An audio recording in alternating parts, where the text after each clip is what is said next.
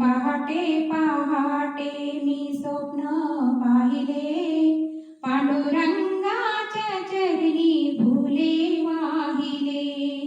आज पहाटे पहाटे मी स्वप्न पाहिले, पांडुरंगाच्या चरणी फुले वाहिले. स्वप्न पडले मला मी हे सांगू कसे, विठुराया अचानक आले कसे.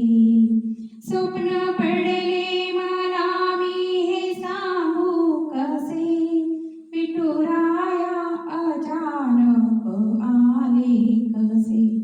येताच जवळ माझ्या उभे राहिले,